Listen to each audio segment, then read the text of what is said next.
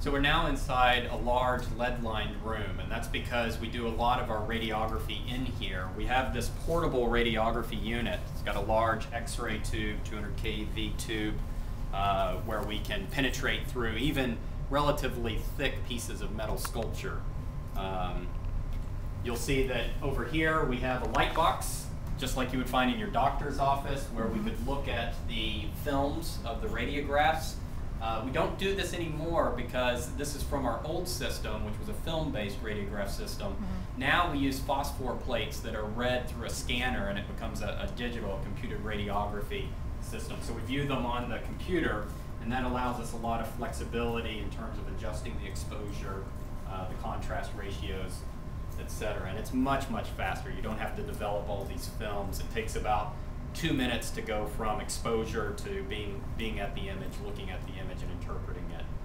This room also serves a variety of other purposes, all related to imaging. So we have all of the lights for doing different types of illumination. We look at paintings that are illuminated in specular, in grazing angle illumination.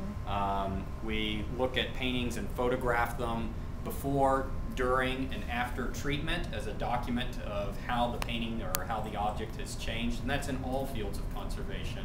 There's an extraordinary amount of documentation of exactly what's happening, what's being learned about the object, and what's being done to the object in the course of a conservation treatment. Some of those imaging techniques go beyond the visible range. So we will illuminate the materials with UV light and look at the visible fluorescence, and that tells us a lot about the condition of the object. It works in a gross way as an analytical tool to identify certain resins or pigments that might be present.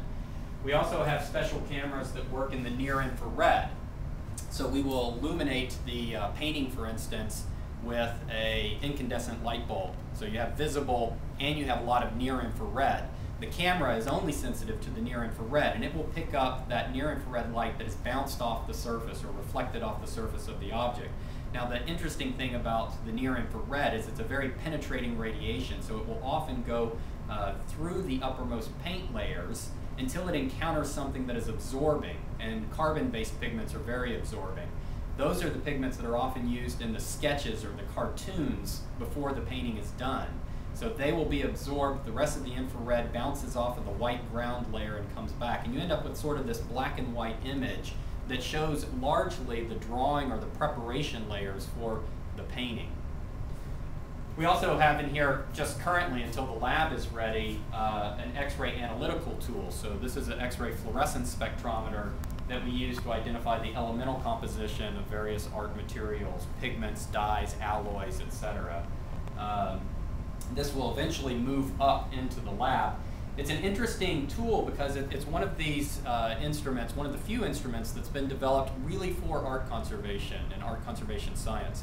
Most of our tools come from the mainstream sciences, from forensic science or forensic imaging, but this was actually made for art conservation. You'll notice what's nice about it is the X-ray tube and the detector are out on this motorized arm. So it's got this open architecture, this articulated arm. We can turn that in any direction and analyze a painting as it sits on an easel. In this case, we have a small bronze sculpture that's being analyzed. It's just sitting there on the table.